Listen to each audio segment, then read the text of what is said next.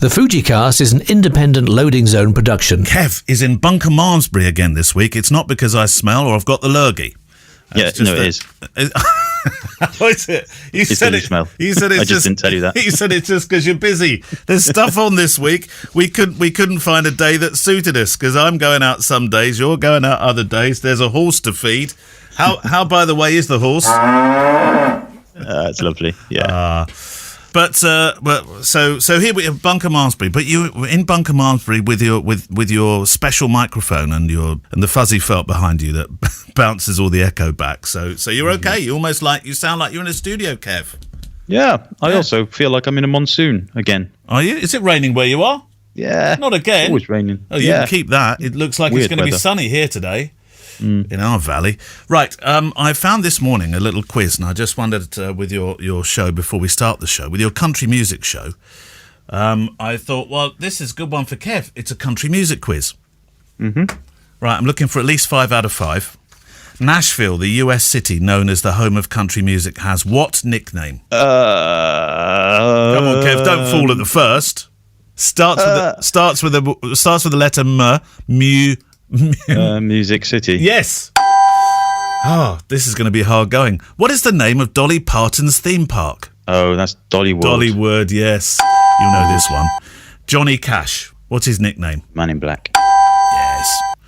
The CMAs are the longest running annual music awards on television. True or false? Country Music Awards. Well, I don't know. That's a tough one. I have no idea. I'm going to say yes. But yeah, you're right. Yeah. Name the I'll make this the last one. I can't count. This could be the fourth. Name the 2005 Johnny Cash biopic starring Joaquin Phoenix as Johnny and Reese Witherspoon as June Carter. Walk the Line. You must have seen that film at least a dozen times, I'm sure. Yeah, it's a good film, actually. There we go. You are a country music expert. The FujiCast. Which is a good reason to suggest to you that you listen to Kev on Thursdays live at 3:30 p.m. You can go to Mixcloud. No, don't go to... Search my name. No, go live, because it's more fun. Well, yeah, live. Yeah. Oh, can you do Mixcloud live as well, then? No. So it goes up to Mixcloud afterwards. Right. It is as live. There's no editing afterwards, but yeah. So that's the play again place. How's that feeling going with a live show now? Have you got over the initial fears and nerves that you had? Have you now sort of settled into it? Yeah, kind of. It's all right. Yeah. The nervy bit is whether I press the right button and make the mic on at the right time and all that stuff. Is there any stuff that you're usually in charge of on the podcast? Well, is there any way you can press the wrong button and it goes? Yeah, quite easily. Yeah. For example, yesterday, I was just happily sat in my office. There was a big bang of thunder, and my computer just went off. Did it? It just it's almost like my computer got scared. It just went and then just shut down. If it could have moved under the desk a bit further, I think it would have done. Oh, Kev, you want to get a Mac. They're fearless. They just go on, bring it on. More. Bring me more. I shouldn't say that in case we get another storm and everything goes out. Well, welcome to the FujiCast.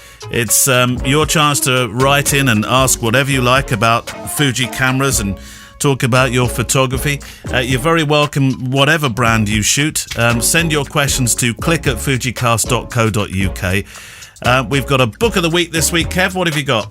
Kev? What have you got? I've got one of the... we've talked about this series before. This is the Photography Workshop series. Yeah. This one is Todd Hido. Yeah. And it's titled On Landscapes, Interiors, and the Nude. Blimey, that's every genre you can almost throw at it. Yeah, pretty much. Oh, okay. And we hear from Steve Vaughan today, one of our friends of the show. A couple of weeks' time, we got some more... I was going to call normal guests, but that sounds terrifically rude. Friends, we sort of separate them from friends of the show, which is great to hear from you, and also some of the photographers that we'd like to introduce you to for inspiration. So today we have Steve Vaughan, who is definitely a friend of the show because he's one of the moderators in the Facebook group, and of course he comes out and helps at these. What's this thing called? An outside broadcast, Kev?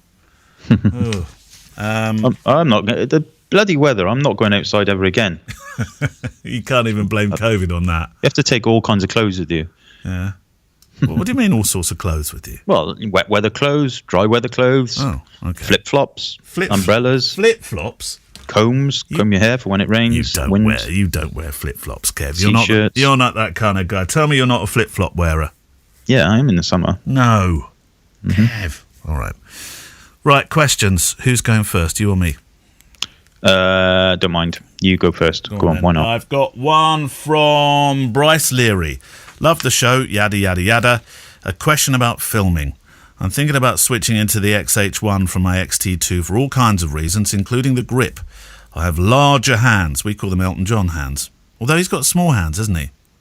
Don't know. I've never really analysed Elton John's hands, I have to say. I've always thought it's amazing how he does what he does with small hands on the piano. I have larger hands, and the grip of the XH1 just feels right in terms of the moulding shape. One of the other reasons is for IBIS, which I know I can get with the XT4, but money-wise, and the XH1 right now is as cheap as the things you throw to seagulls on a beach. But then I noticed that a lot of filming these days is made like IBIS doesn't exist, or there's no such thing as a Steadicam. Do you think those days are gone? We've all gone a bit raw? There's kind of two questions there. I mean, you want to get an XH1 anyway. Can you turn the IBIS off? Yeah, I don't know. I think so. If you've got a lens attached that's got IBIS built in, then it automatically does it, I think. Yeah, because I don't have an XH1, but I think little, that's how it works. a wavy hand sign that comes up to say IBIS is not on. Don't shake around. But you're right there, Bryce. I think you look at a lot of telly now, and we do seem to have gone back to the sort of shaky hand routine, don't we? And maybe that's for authenticity, Kev. I don't know. Yeah, well, it's like a lot of the American shows have done that for a while, haven't they? They're like Modern Family and stuff. It's all that kind of trying to make you feel like you're in the room with them. Yeah. Have you seen Motherland? No. That is the best show in the world. Is that shaky camera? No, actually, I don't think it is. Might be, but I wouldn't even notice. It's so good. Yeah. Watch it. Well, I guess... Go and watch it now. We'll wait. Come back. Tell me what you think. I'll see you in about half an hour. Well, Bryce, you look like you're going to get the XH1 anyway for the grip. Whether you employ IBIS or not, I don't think it really matters. I do use it, and it does make a difference. It's very good in the XH1 as well. Whether is there any need to improve it for the XH2? But I think you've answered your own question there. Well, if the rumour mills are right, then the current X-Trans 4 sensor is at end of life. So that presumably means the first camera we'll see with the new sensor will be XH2, as and when. Yeah. So I would imagine there'll be some pretty spectacular stuff in that. Don't expect it soon. You've never used the XH1, no? Oh, I had it for a week. Yeah.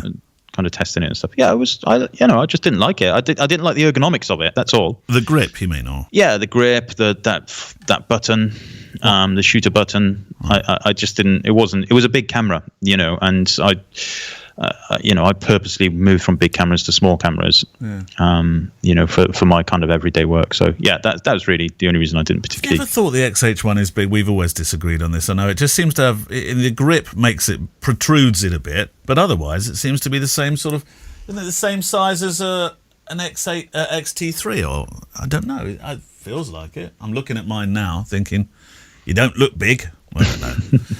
Anyway, thank you, Bryce. It was a good seller, so it's obviously liked by many people. Go on then, yours from the Facebook group. If you're sending questions... Oh, did you do the new Facebook group? Yes, so this is from Questions for the Show Mark II. Ah, yes, of course it is, yeah. So there's a second thread now, so I'm going to start with the first question that came on board. The return. Which is Chris Bird. Right.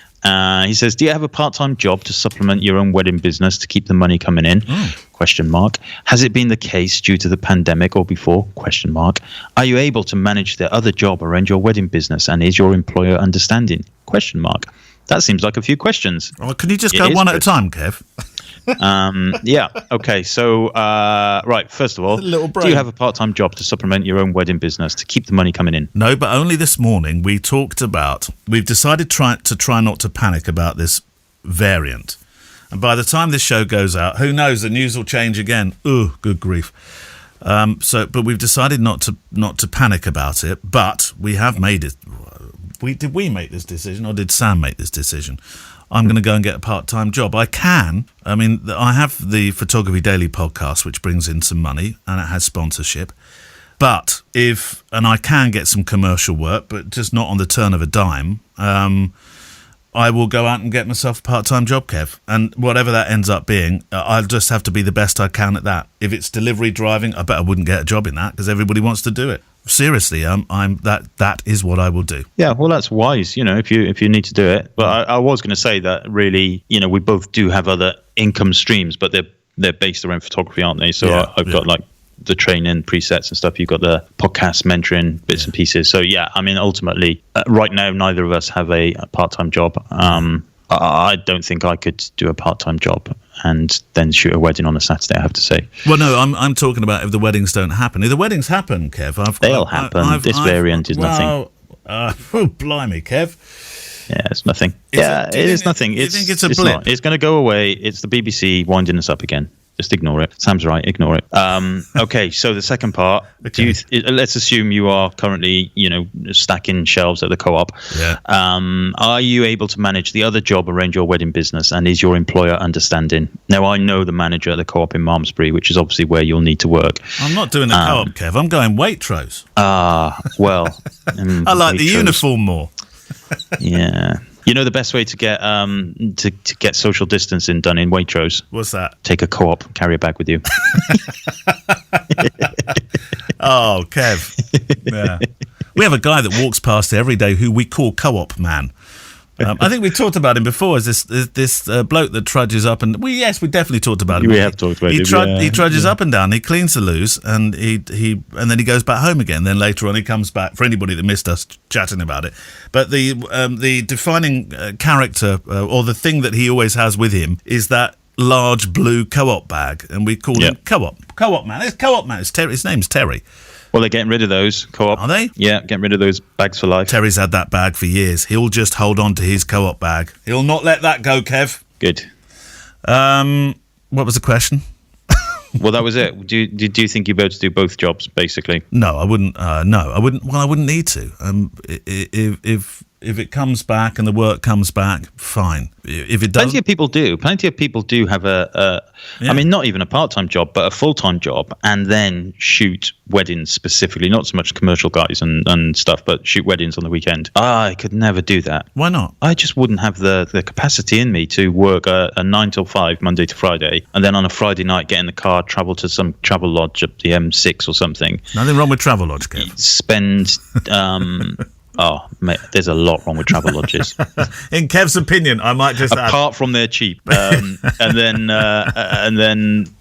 spend a day shooting a wedding, and then seeing your family on a Sunday afternoon for like an hour, basically, and then editing, and then going back to work on a Monday.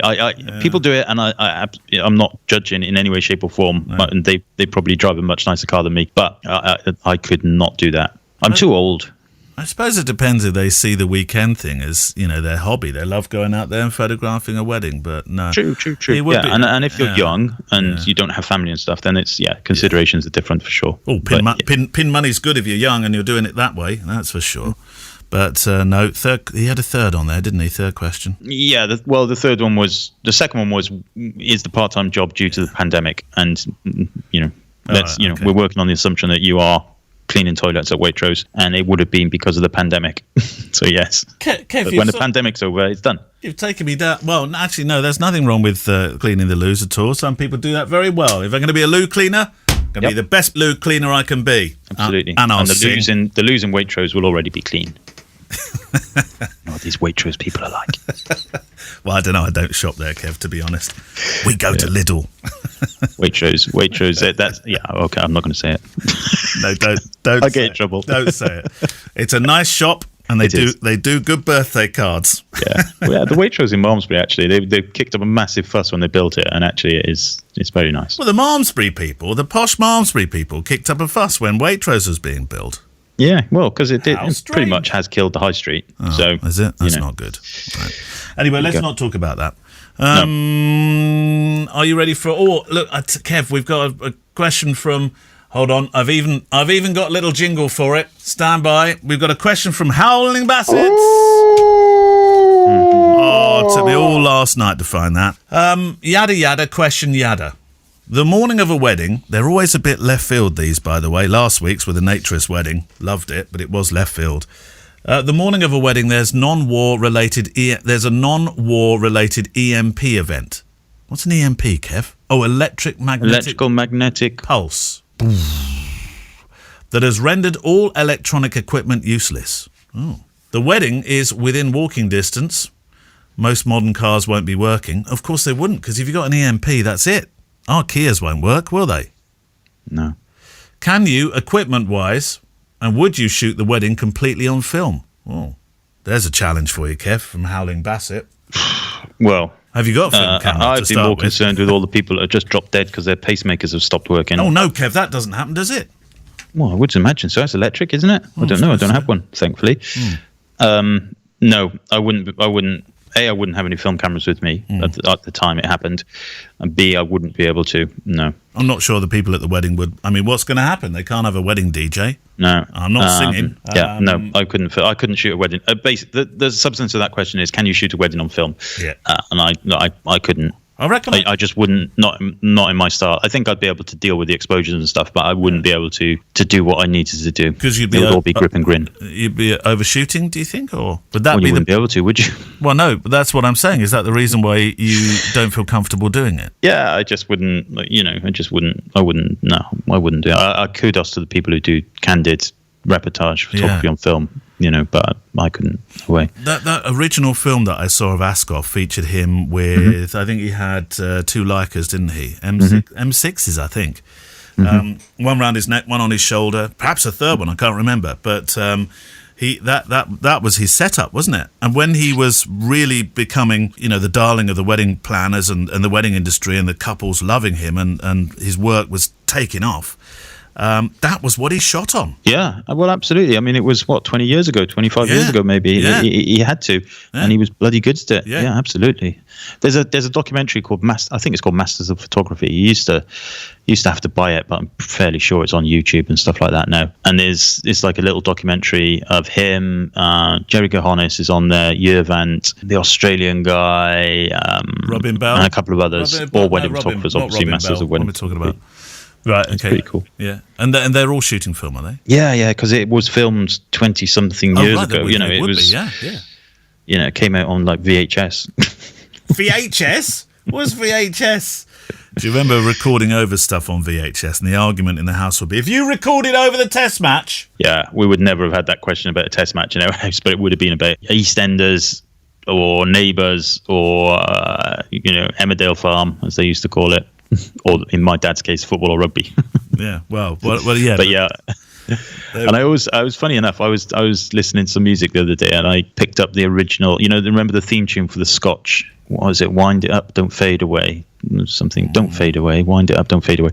Advert. And I found the original song of that, and I was listening to it, and I was thinking that was from an advert. What advert was it? And then I remembered it was the Scotch VHS tape advert. Oh yeah, that's it. Don't fade away. That's wind right. It up, don't fade away. I can't remember. Oh, I remember it. Yeah. Yeah. Was it there a dog in it or something? No, it was a skeleton, wasn't it? Skeleton. Didn't he have a skeleton? Yeah, maybe it was. I think so. Well, anyway, right. I next think question. In terms of film, by the way, there's an F5 behind me, Nikon F5. I reckon I could shoot it. The difficult thing would be not thinking, right, I need to get, maybe I'll get 3 or 4 of this particular shot because just to be safe, you're gonna have to nail every single one, aren't you?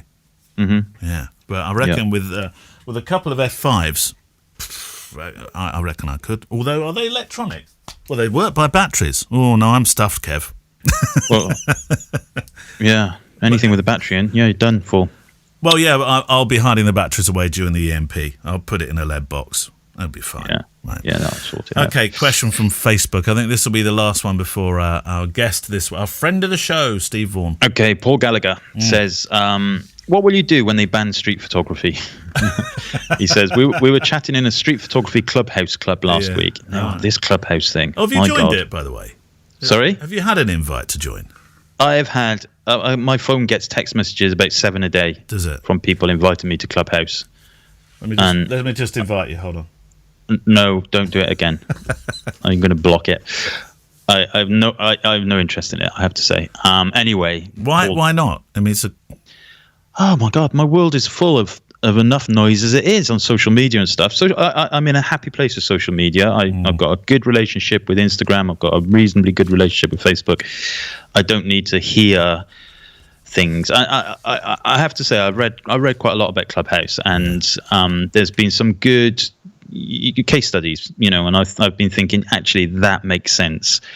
But by and large, what I've heard from people is that it's, there's a lot of people who are basically, pushing their their opinions, their ego, and just kind of this is how you should do things. You must do it this way. Yeah. And I don't know. It's not. I just don't think. It's not for me. Anyway, it is for other people. However, not even TikTok, Kev. TikTok. Tickety tock tock. TikTok. I can see you doing lip sync. Tickety tock. Go on. No. Question. Sorry. Anyway, so Paul says they were discussing in a Clubhouse photography club last week about this. There's quite a few who thought eventually street photography will be banned. Gary, whoever Gary is, runs the club, put together a short video. And so there is a video link in the Facebook group if you want to follow it. And it basically is essentially, I'm paraphrasing a bit here because I haven't watched the video, that taking candid photographs of strangers will be outlawed, will be banned. What will we do? What will I do? What will you do? So he thinks that's a definite, that one day it will be. I think that's the gist of the message, but I don't see that. Obviously, it's not right yet. I don't share that. I just I don't see it. No, me neither. And I also think that citizen journalism, if you want to call it that, or citizen street journalism, will be the thing that carries us through. If so, people will. There's never been more. We've got so many pictures when there weren't many cameras flying around. Imagine now we've got so many cameras flying around.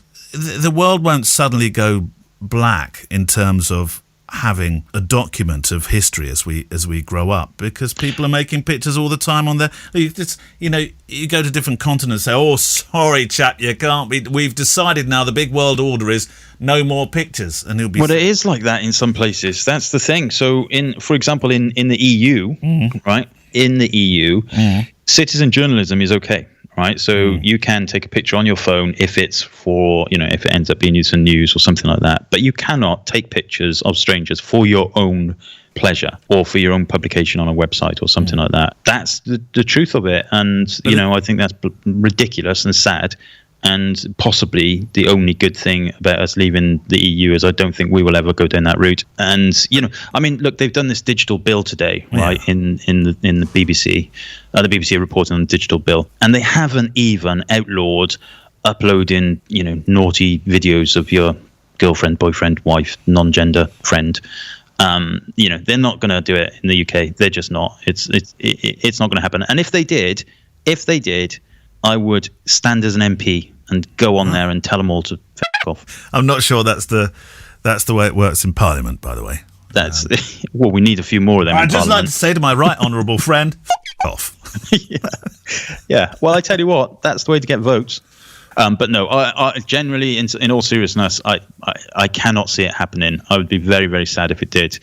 But there's still street work coming out from France, and I'm using France. Commissioned work. You will find very hard to find general, kind of street photos. This is why people like Alex and stuff like that, Alex Fredrickson, does the beautiful kind of feet under the bench, or the, what do they call it? Intentionally moved cameras shake or something. Yeah. So everything's a bit blurry. It looks great. I mean, it's looks really nice. But we can't. But it's for that reason, because they can't publish it. You can't grow up in a world where everything's. Oh, look, that must be that period, that 10-year period where they crazily said don't take pictures. Everything's out of focus and blurred. Yeah, but the world's history is littered with decisions like that, isn't it? Yeah. And in fairness, we've talked about this so many times before. The social media and the ease and mobile phones and you can press a button on a mobile phone, it can be on Instagram instantly. Yeah. And that was never a thing before. That was never a thing. So there is valid concerns, I think. However, I don't think the answer is to unilaterally just ban it. I think the answer is to, to have some kind of body in place that checks for abusive use of it. And that's ultimately where I think it should be. So when I go on holiday, those are the days. Hang on, you're going in a couple of weeks. Well, yeah, but Devon. I'm talking about when you go on one of those. Devon's holiday. Yeah, I know, but I'm talking about a thin pressurized tube that flies 35,000 feet in the air. When I go to those sorts of holidays, like Croatia, and you go to Spain and places like that, are you saying that we're going to have to be very careful now taking our X100s out and making a few pictures of the local market or any I've got a picture.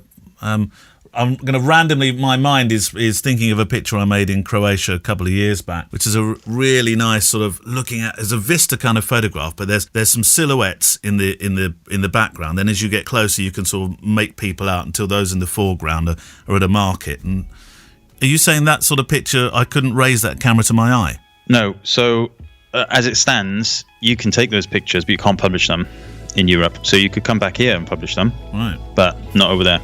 And I believe that's the case in Canada also, although not in the United States. So yeah, there's lots of kind of stuff going on with that. But I don't think it will happen here. No. Well, we're going to become the street photography capital of the world, Kev. Well, interestingly, London is I think next to New York is the most photographed city in the planet. On the planet. Right? Oh, okay. Mm. Well. Back to your questions in a moment, and we've also got Book of the Week. Let's meet one of our friends of the show. This is Steve Vaughan. Of course, we've known Steve now for a good few years, Kev, haven't we? Really? Yeah, about 150. I think he's aging better than us. Let's talk to one of our friends of the show. It'd be fair to say, Steve, that there are a few people who've been with us from either right at the start or that close that it makes no difference. So firstly, thank you for the support you give us on the Facebook group and sort of facing up to the arguments that we're too scared to face up to sometimes, and also for the help you provided at the handful of live events that we've had, which we sincerely hope's coming back soon. Oh, please. Oh, let's hope so. Let's hope so. So let's start by saying you should, or rather could, feel far more at home deving film and being at the alchemic dark knowledge end than being behind a lens, because I know this now personally, the periodic table to mastermind level. So you should tell us why. Yeah, it's one of my things, the periodic table. Very sad, I know. So a long time ago, back in the dark ages, I did chemistry at university, and I for about 2 years was a research chemist until I got bored of being effectively a cook. Because that's what you do. You do the same thing over and over again with different stuff, really. But you did that for quite a while, though, didn't you? I did the degree was 3 years, and then the research chemistry bit was another 3 years. So my first job really out of uni all those years ago was to discover new pesticides for what was ICI in those days. Right. And do ICI exist anymore? No, they got split in half. Half their sort of traditional bulk chemicals got sold off to Norsk Hydro, I think, and their pharmaceutical business actually is what is now AstraZeneca, funnily enough. Oh, is it? Oh. Yeah. So, but no, ICI, the good old English company, is long since gone, sadly. And so then what did you do? Well, as I was young and impetuous and probably stupid as well in those days, I kept seeing these people coming into the lab with nice suits and nice company cars and showing this bit of kit to us in the lab. And I kept thinking, well, I can do that, So eventually, after about 500 applications of trying to get a job in sales, I eventually moved into sales, and that was where I spent probably the next 25 years. Did they give you a nice company car straight out the bat? Oh, the essential Vauxhall Cavalier in those days. Oh, yeah, that was the standard issue. Yeah. Vauxhall Cavalier, they gave me a Nova. That's the difference between newspaper sales and working with the pharma business.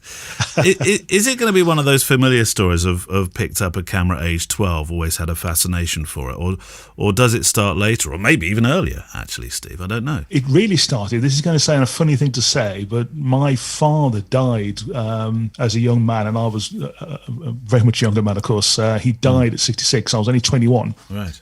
And I'd been to stay with my mother, where I was working away at the time as a scientist. I'd been to stay with my mother to visit, and he'd been taken ill, and 2 weeks later, sadly, he died. And I had an interest in photography, and I remember just walking in kind of a daze at Birmingham New Street Station, walking into a camera shop and buying a camera. Literally almost in a sort of, well, sorry, I'm going to cheer myself up, really. So I bought a Nikon FG. But my real sort of interest in photography really took off when my daughter was born. I got completely obsessed with photography. Right. And poor old Natalie had a camera pointed at her every moment in time, I think, really. We lived about 5 miles from my mother at the time in Staffordshire, and my mum had this great sort of basement in a semi-detached house. Right. And I converted that into a dark room So I'd go and see my mother and say, "Hi, Mom," and then disappear for 5 hours down the cellar, which didn't make me very popular. So at the hang time, on a as you can moment. imagine. You weren't visiting Mum at all. You were just going to use the dark room.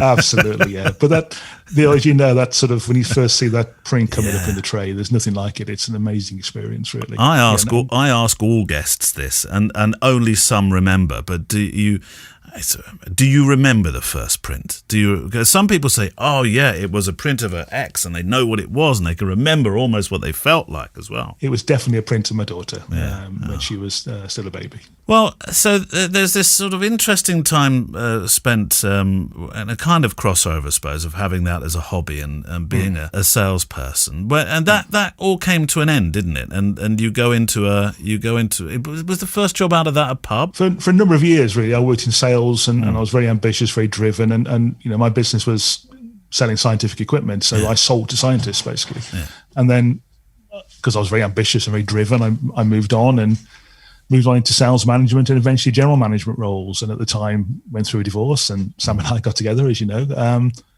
And sort of 2014, I think it was, I was working for a very large American corporation, and I was running two businesses for them, because that's kind of what you're expected to do when you get to a certain level in these companies. But in my spare time, I was also running a European role for them as well. And it was just getting a bit too much. I think I gave the same presentation in 10 European cities in 14 days. And I knew I was losing it, Neale, because I was starting to forget things. I left a laptop on an EasyJet plane, which I needed for a presentation next morning. Thankfully, I managed to get it back before they took off and flew off somewhere else. Hang on a minute. You were doing all these speeches and they were flying you EasyJet. This doesn't sound right. It doesn't sound right to me. That's American corporations. But then the real sort of killer for me when I knew I was losing it really was I ran a presentation, I ran a session in the UK, I ran a meeting in the UK for 150 people, and I opened it all up. And you know that scene in the film The Naked Gun when he walks off to the bathroom and he's still got his wireless mic on? I actually did that. Oh my word! So I've opened up the meeting, and next thing everybody in the room heard was the opening of the bathroom door, and then thankfully the service manager stopped me before anything else happened. And I was just losing it, Neale. And looking back now, I had a breakdown. Really, it was just so much pressure, so much no life outside of work. So was there quite literally a brick wall then? That was it. That was over. I don't think you realise. I know you talk a lot about mental health on your other podcast, and it's a complex subject. I wouldn't even claim to know anything about it, but looking back on it now, I was probably not the greatest person to be around. I was bad-tempered. I was crabby. I was not really paying a lot of attention to anything else. I was very self-absorbed, really, and I just knew, looking back now, that I couldn't cope. Probably what I was being asked to do was unreasonable anyway, really. When does the pub come in then? Because you've had it's a bit of a left turn at the traffic lights, isn't it, really? So not in a Vauxhall Cavalier either. Yeah, absolutely. So at this stage, we'd already started a photography business, but it was Sam's job, really. Right. It was Sam's business. She'd for whatever reason... Doing what kind of stuff? Weddings, portraits? Yeah, all weddings. Always weddings. It's always been weddings for us, really. So obviously I got a bit of a deal when I left the American corporation, and we had this pot of money, and we had this crazy idea. Let's be photographers, and we'll also run a pub as well. So, as I say, frying pans and fire. Had you not learned about running two things at the same time? Yeah, I know. Looking back at it, well, the pub was going to be Sam's business, and the photography was going to be my business. Right. And Sam's oldest son, my stepson, was a chef at the time, so there was a little bit of sort of logic around it. It was very much a family business, really. Yeah. But I think from day one, I knew I pretty much was going to hate it. Well, and then that really does leave you with a photography only, doesn't it? On the upside, we were getting so busy with our photography, we were never there at weekends to run the pub anyway, so it was getting more of an issue, really. And from a pub side of things, if you run a tenanted pub, it's impossible to make money. That's a topic for another day, but it's impossible to make money. But on the more positive side, we were getting that busy, really, that we just couldn't do the two things. So from then on, really, both Sam and I have been pretty much full-time photographers. So when you say getting quite busy, what do you mean? Some people's idea of busy is 25 weddings, other people's of 50. Where were you? We were getting to the sort of mid-30s by then, and in a business year, I think we shot 50, getting over 50 weddings. This was after we finished the pub, yeah. And that's enough, really, isn't it, to sustain and that's a lot, business? And that's a lot, as you say. Now, I've always sort of kept my hand in with other things. I've always done a little bit of sales consultancy, a bit of sales training, just to keep my hand in those areas, really. But certainly until what happened this time last year, we were both, making a living from the photography and enjoying it very much. It's all too easy to tar folk who have a technical background with having less of a touchy-feely side to them. How do you describe your approach to making pictures? Are you a technical photographer? Are you an empathic photographer? Or have you ever thought of it that way? No, I know exactly what I am. I'm a total geek, Neale. I love the gear, as you know. I love the gadgets. Yeah, but at some stage, of course, for people to buy your photography, you have to show them more than the fact that you like to look inside what a camera has. No, I'm technically competent, obviously, and we complement ourselves together well, really, Sam and I, because Sam's very artistic. So Sam draws animals and pets, for instance. She's amazing how she does that. She'll see things I'll never see, really, because she's got that artistic eye, really. So, I'm a technically very competent photographer, as you know, but I would never claim to have that sort of artistic bent or that sort of eye for the unusual or the unexpected, which Sam has. So working together really works well as a partnership. Now, you had an initial relationship with Fujifilm cameras, which I know has changed. It's not against the law, and we often say right at the start of the show, whatever flavour you shoot. So, but you still retain at least one little jewel for the moment in the X100. Is it F or V? What have you got? It's a V. V. Yeah, it's a V. Yeah, it's an incredible camera. Is that the last? Is that the last standing for you? Who knows? Never say never, really. We've had a great relationship with the guys at Fujifilm and people like Andreas. We made both a commercial business decision and also a technical decision to move away to using Sony cameras for various good reasons at the time. At the end of last year, but from a personal photography, from a walk around. For the sheer pleasure of it, I'll always have an X100 camera. It's a delightful camera to use, as you know. And what's the ambition for the company? I mean, we mentioned pandemic. Tough year for all. You went back into doing some sales training during this period. You do have bookings in for next year. What happens next? How will you split your time? Tell me you're not going to go back down the trying to do too much route. Hopefully not, because that is a definite weakness of mine that I do take on too much. But we're both sort of... We're not kids anymore, and we probably don't want to be photographing 40 weddings in 5 years' time. So, our plan is this year is crazy, touch wood, all being well, variance allowing. Next year is pretty much booked up as well. We've got a business plan for the photography business to sort of step back a little bit from the weddings and do a few other things. We've done a few corporate shoots now. We do a bit of video, as you know, as well. And yes, the sort of the sales training business that I've gone back into during the pandemic by delivering training over Zoom has become a nice business for us, and I think that will always play a part now in what I do moving forward, because I guess it's my core competence and my core skill, really. I'm intrigued when people say that they do a bit of corporate and commercial, whether this has been sort of a sign of the times, really. I know personally for myself, I've opened myself up far more to the realisation that having all eggs squeezed into one basket is perhaps not...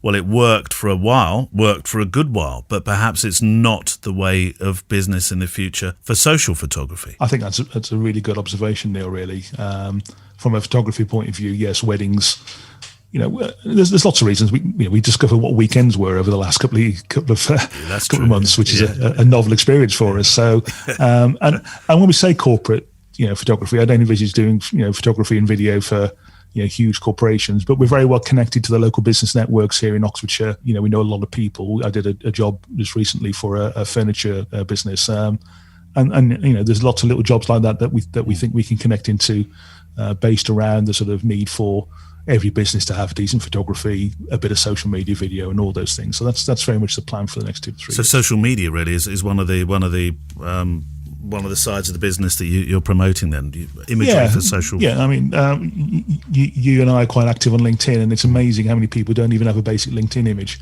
or they've took a photo of themselves from their wedding and cut their wife off or their partner off. And when you think that LinkedIn is really the business person's Facebook, if you like.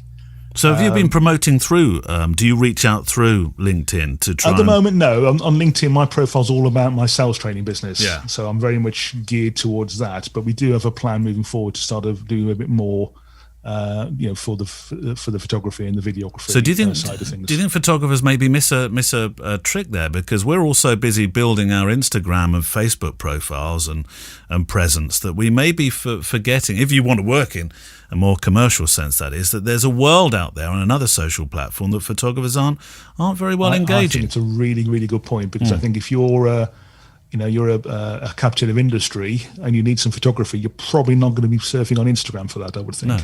And LinkedIn is where business people hang out fundamentally.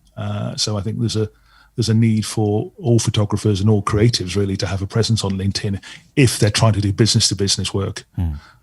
Well, I can't not mention the podcast finally, Thank you. because you're a fellow podcaster.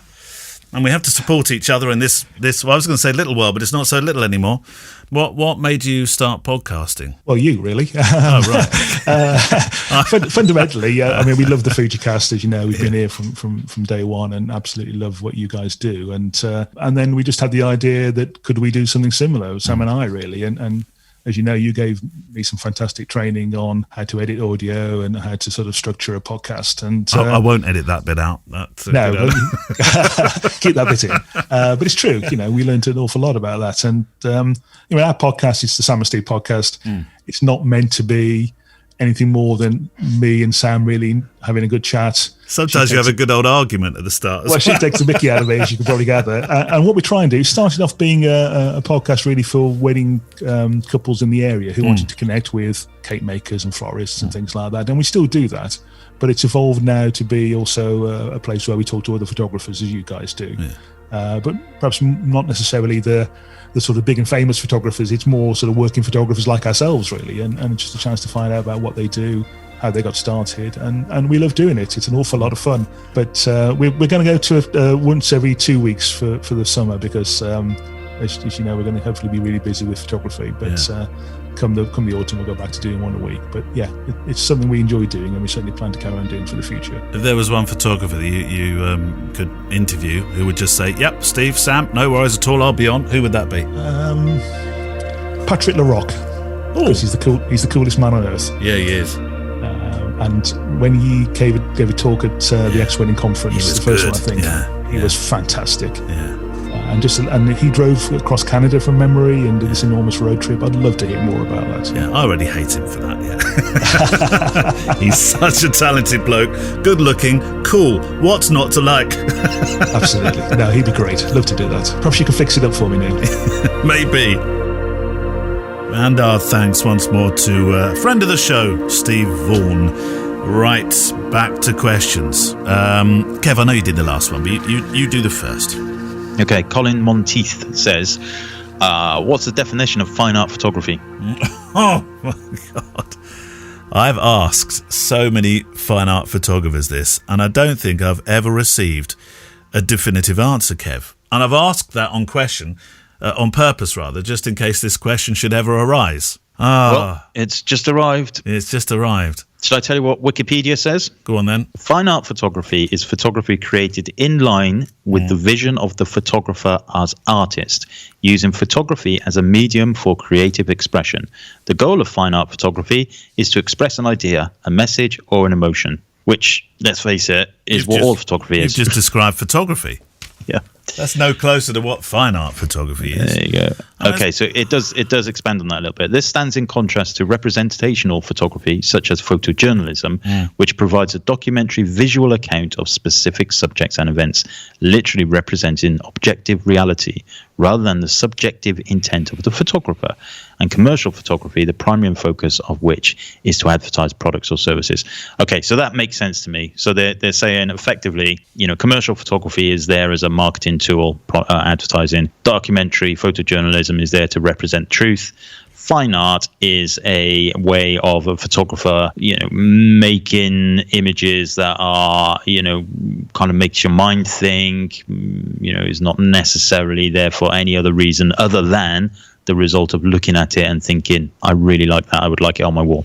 But you can, of course, be commercial in intent too, can't you? As you say, it's something you want to hang on your wall, ergo commercial, but not necessarily with any other purpose than to cover your Laura Ashley wallpaper. But we've talked before, Kev, about the the fine art photographer Peter Lick, who was an absolute master at the scarcity technique of selling the landscapes he shoots all over the world. That sort of pyramid of scarcity where you make your work pricey, then as less of it is available, it's worth more and more and more and more each time. Though some people have debated for years whether his work is fine art or manipulated imagery, but his label's definitely fine art photographer, isn't it? Well, yeah, I suppose, but it's when I guess what this Wikipedia article is saying is that what's the intent at the beginning. Right. So if the intent is to create something like Peter Lick does to sell and for other people to put on their walls, total strangers, and they will look at it and people will come to their houses and look at it and go, oh, I really like that photograph, then that is fine art. If the objective is to take away from that, and what Wikipedia is essentially saying is there's no such thing as fine art wedding photography, for example, because wedding photography in itself is inherently there for a reason to make portraits of the couple, to document the day, etc. Yeah. It's not there from the outset as being a way of creating a thing that will eventually be seen as a piece of art. It's there, wedding photography, as a means of recording things that happened on the day. I think that's cleared it up in my mind. Absolutely. Yeah. I have to say, I never really thought, if somebody had said that to me and I hadn't looked at the Wikipedia thing, then I wouldn't have been able to answer that. But that has cleared it up for me. So I'm looking at a beautiful wildlife shot here of a humpback whale. And it's just the tail at the back as it slides into this misty water. Now, that could be a wildlife shot. Yeah, but what the point is, what was the intent? What do you mean? If the intent was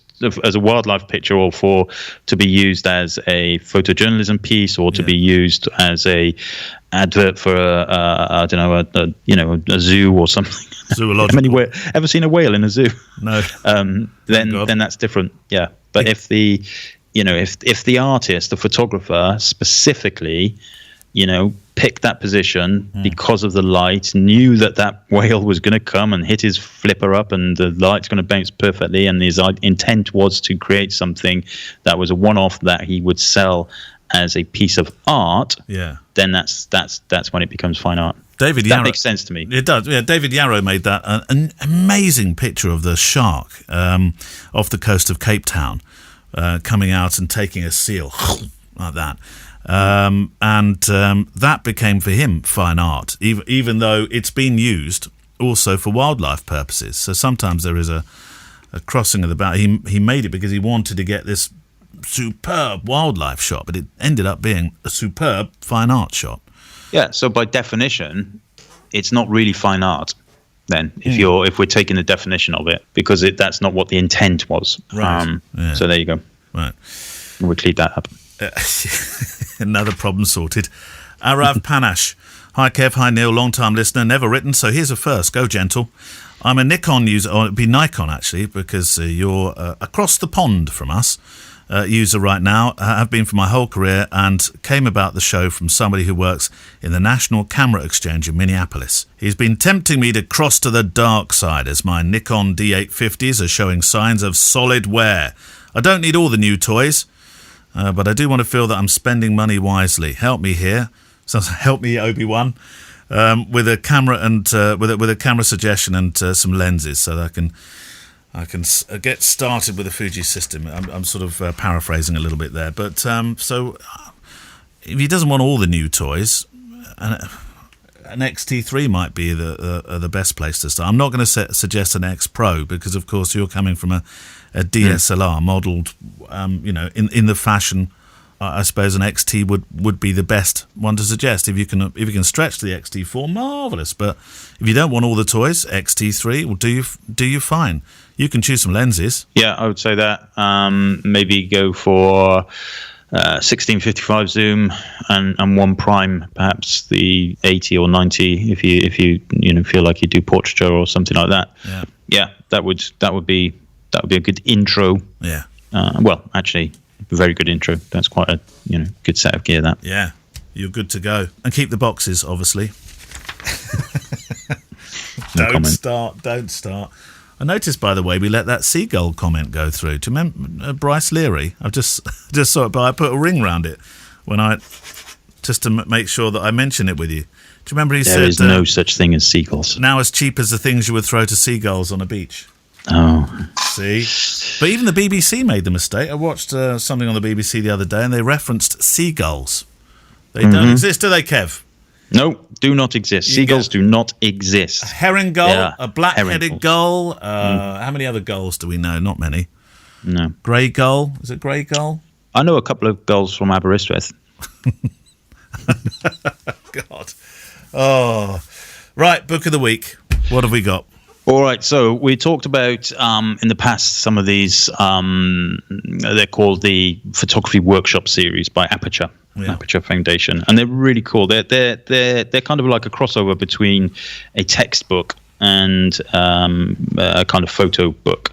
So it's essentially a particular photographer covering a genre, right, and with lots of his pictures or her pictures, and kind of explaining why it's taken, how it's taken, all of that kind of stuff. Yeah. So this one is Todd Hido, and this one's called On Landscapes, Interiors and the Nude, which I thought was quite interesting. On landscape photographers in the news. Yeah. So in this case, the little blurb says Todd Hido explores the genre of landscape, interior, and nude photography with an emphasis on creating images from a personal perspective and with a sense of intimacy. Through words and photographs, he reveals insight into his own practice and discusses a wide range of creative issues, including mining one's own memory and experience as inspiration. So, these are really nice books. I think I've got the full set now. I think there's 3 or 4 of them in the set. And as good as they are in terms of the images, the content, the textual content is good as well. So I'm just, for example, I'm going to flip very randomly to page 107. And it's a picture of kind of a little bit of roadworks. And the end, there's the sign saying it's the end of the roadworks. And like he will explain he's explaining on the page across, and again I'm paraphrasing, about how this kind of fits in an overall story. And he's in this particular case, he's explaining why the difference between photography and a movie. It says a movie doesn't simply describe things and not further its plot. Action unfolds in a movie. The still quality of a photograph makes it suitable for the kind of build-up to an event that isn't depicted. Now, the nude stuff, although it does say nudes, it's not really graphical nudes. It's I would call it fine art. And so I'm picking on page 103. This one's titled Distant Intimacy, and it's a girl. Isn't it always girls generally nudes? It's a horrible world. Anyway, it's she's not nude, but she's not wearing much. But he does go on to explain that this is about stance and prominence and the tenseness and the uncomfortable nature of the girl in the picture. So there's a whole load of descriptions of it going on. Flip into page 88. There's a couple of film shots taken here that one would normally look at these and think, well, the exposure's gone wrong, the focus isn't right, and it just doesn't make sense. But the point of that little part of the book is that the question is what's true, what is true, what makes us define what is real, what is not real, what's good, what's bad. So there's a whole lot of good stuff in here, and he talks about narrative a lot, and the narrative of a photograph. As always, quite hard to describe these books without people seeing the images. But the pictures are printed well. The pages are, it's a vertical book, but it's the images are not cropped unnecessarily, so they have smaller horizontal ones and big vertical ones. Concepts and contradictions. There are no rules, but sometimes you need parameters. There you go. And the pictures are beautiful, like really beautiful. There's not one picture that you kind of look at this and think, oh, that's they're all bangers. And they are all fine art, I think. Yeah, I'm looking through some here thinking, this is fine art. Yeah, this is the definition of it from what we were talking about a moment ago. I've got 2 questions for you, actually. Well, number one, are you squeamish about nude photography? Because at the start, it's always women. I don't think that's absolutely true. I think predominantly there's more of it, yes, but it's not all. But what are your feelings about it? Yeah, you're right. It's not all women, but mostly it is. And this kind of stuff, I have no problem with whatsoever, because it's a it's an exploration of feelings, emotions, all of that kind of stuff. What I do have problems with is the sexual nature of the crossover. What I say, but the long lens brigade and the workshops and everything that it's not about the workshops, is it? Let's face it, it's about getting yourself some smutty pictures. That feels grubby to me, yes. Yeah, I grubby. hate all of that. But the fact is, you only have to look. I'm a member of several Facebook groups for portrait photography and fine art photography, funny enough. Right. And the ones where it's a beautiful, beautiful picture of a girl, whether nude or not is irrelevant, always gets the majority of the likes and the comments. And I'm not saying they're negative comments, but always gets it. And so that there's more of those. And yeah, I think generally, when people think of nude photography, they probably think of kind of those types of women and the smutty nature of kind of that workshop mentality, I think. It's still a bona fide art form. Of course it is, yeah. Look at the Yerburys. I mean, the Yerburys they've made proper fine art out of nude photography. And his father did it, his grandfather did it. I think even his great-grandfather did it. Yeah, absolutely, it can be. It's like saying, when somebody graffitis on a wall and then... Saved by the bell, Kev. Someone at the door. That's my nude model. Hang on. Play some elevator music, please. While Kev goes to investigate, a quick word to say thank you to our wonderful patrons. And remember, using the app, send your questions into the show so we can bump you to the front. Also this week, across on my other podcast, Photography Daily, we're taking a trip to Tibet with former guest Marissa Roth on Wednesday, where funnily enough, we talk about fine art. We talk about her book, Infinite Light, a photographic meditation on Tibet, which wasn't necessarily in the planning until she'd arrived. Sometimes it seems you just have to let your photographic inquisitive nature lead you. I was almost in this heightened state of awareness and sensitivity, and I was just sort of feeling Tibet rather than seeing it. So I just kind of let go and of the idea of what to photograph and just started photographing. And on Friday, it's our own kind of photographic meditation as we walk together through the countryside discussing your photography and what you've been working on to inspire others in the only real podcast photo walk of its style in the podcast sphere, the Friday Photo Walk. That's Photography Daily wherever you get your podcast. We'll link to it in the show notes today as well. And of course, because Kev is always too shy to say, his presets are still available. Essential Film 2021.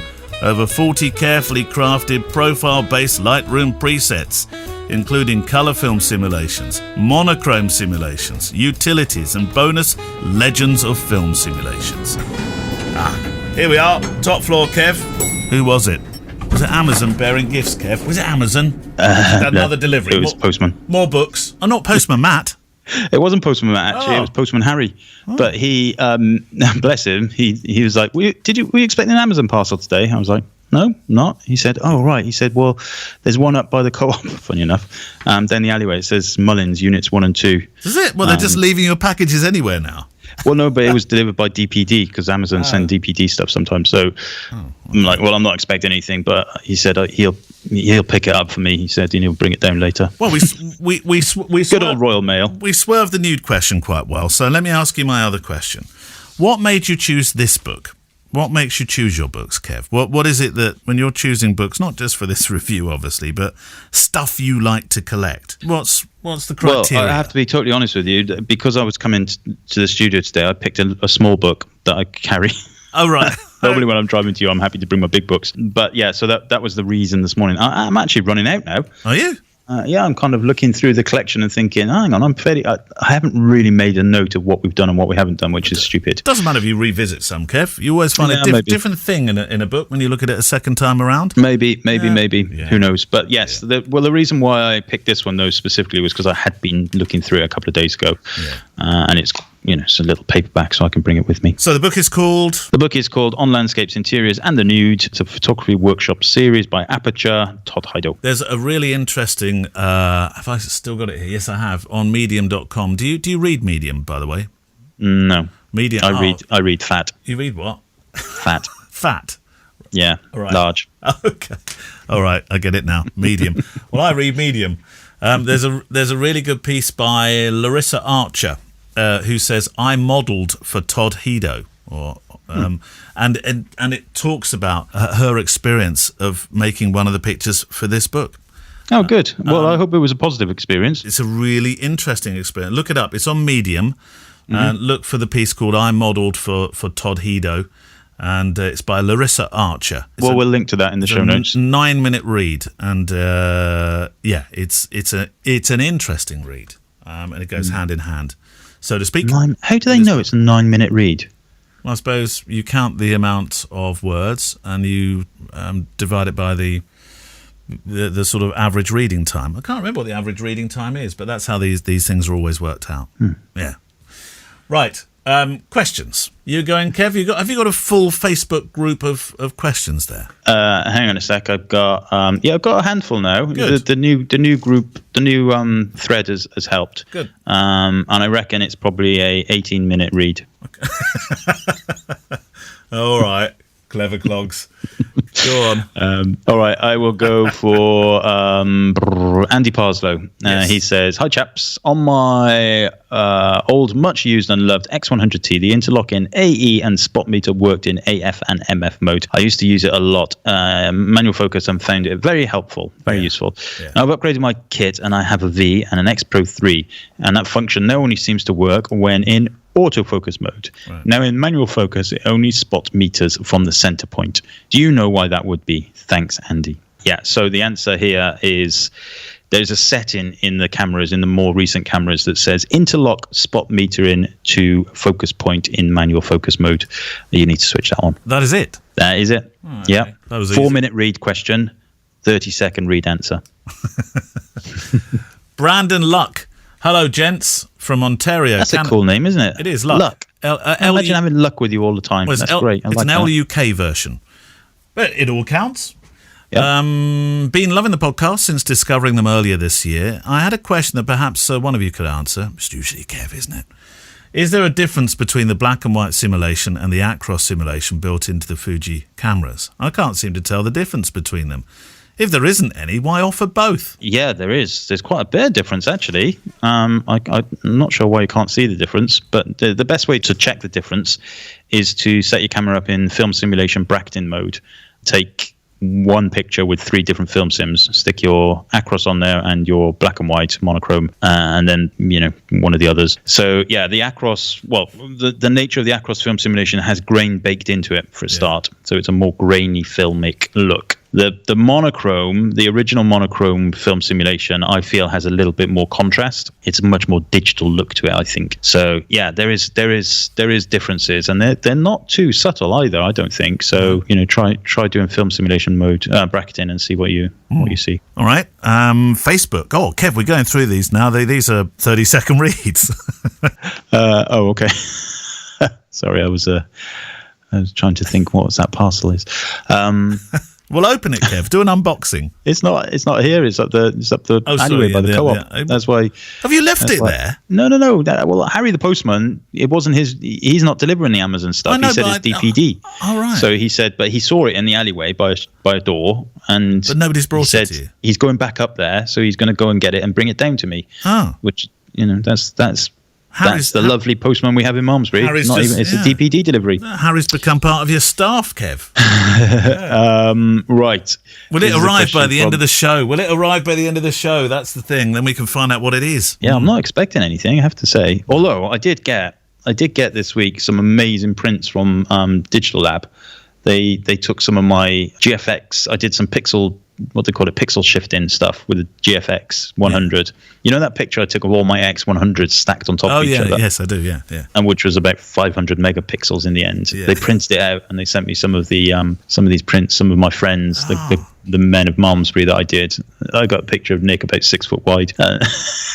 That's brilliant. So that was a good delivery. That was very kind of them, and they look absolutely insane. Definitely, I bet. brilliant. Right, Jan Trsteniak, Trstenjak, says this is a very important question, and he's wanted to ask it for a while. Stand by. And the question is, does Kev dance?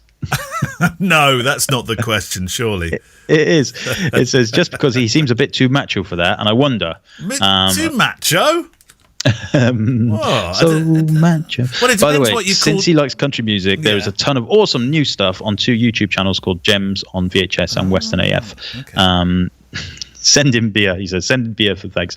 Okay, well, that I'm literally popping those 2 channels into my YouTube now, so I will look at those. Dancing. As for dancing, you don't have to be macho.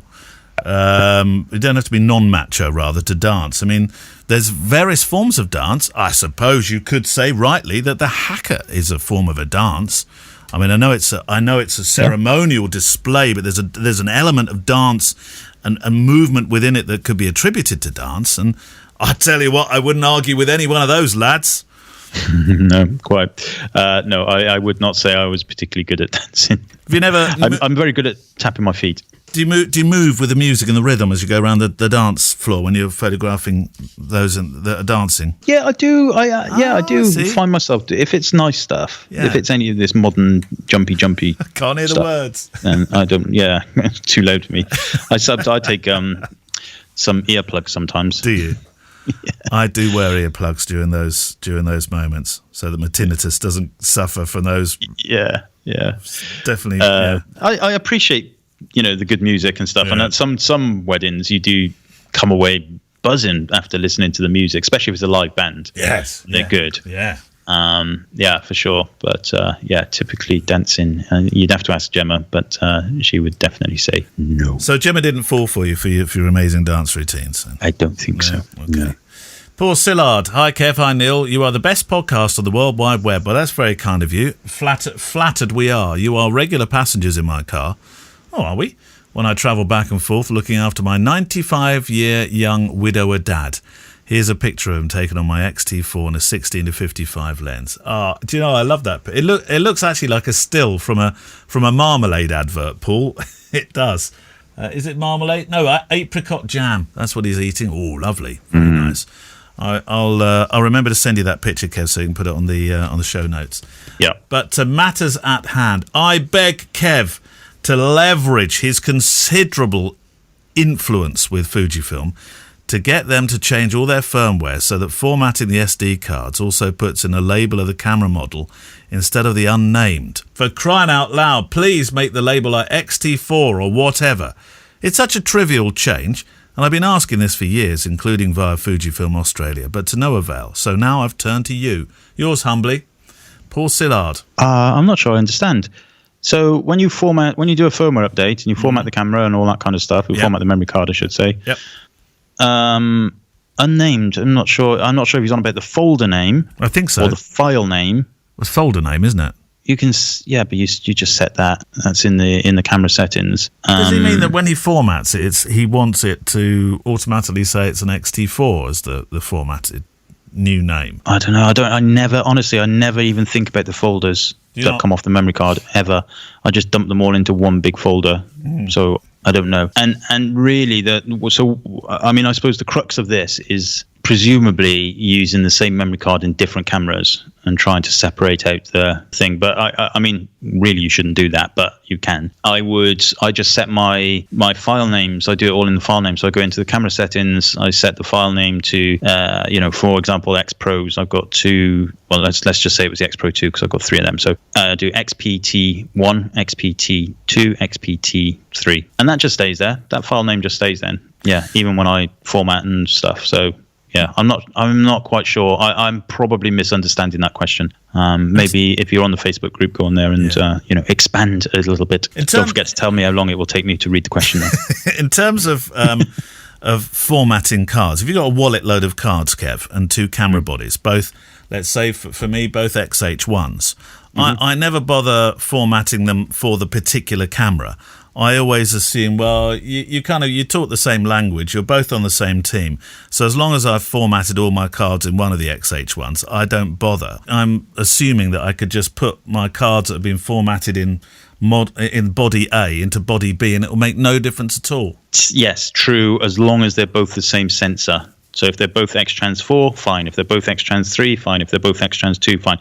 If you've got an X-Trans 3 and an X-Trans 4, it will almost like 99.9% be fine, but I would recommend you keep your sensor cameras using the same memory cards. Yeah. Sensor, it's all to do with sensor type. Yeah, I mean, I'm sure there shouldn't be too many problems, if any. But my kind of spidey sense says, there's different gubbins going on in that jiggery pokery. So make sure you use the same memory card. The gremlins are cycling differently. Yeah. Do we have time for one more? I think we possibly do. Kev, go on. One more question from the Kevster. Okay, Daniel Kiss says, for a pancake lens, would you personally get the XF18 f2?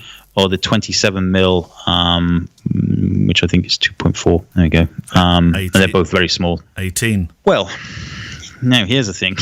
Yeah, I like the 18 f2 as well, and it's been very good for me. But because the other 18mm is coming out very soon, I think the end of the month. So I would, and that isn't pancake really. It's a bit bigger, and it's quite a bit bigger. Yeah. Say that really fast. See if you can do it. Quite a big bit. Now you've got me going on it now. Quite a big bit bigger. I bet you right now there will be, out of those that have downloaded this show, at least half of you have tried to do that then.